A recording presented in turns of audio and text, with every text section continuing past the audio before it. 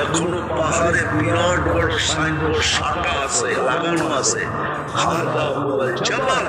এটা ওই পাহাড় 3000 কিলোমিটার দূরের থেকে উমর রাদিয়াল্লাহু তাআলা জুমার খুতবায় দিতে সিঁড়িতে উঠতেছিলেন আর সেনাপতিকে বলতেছিলেন সারিয়াতাল জাবাল, আগে পাহাড়টা সামলাও।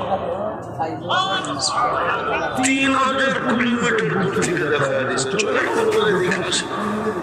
যাইবেন তো না, আর আমার তো মানবেন না, আমরা আমাদের মহতাজ না, আপনি আল্লাহ চিনেনই না, এই জন্যই তো নামটা এরকম হয়েছে, আলী বাদ দিল আল্লাহ।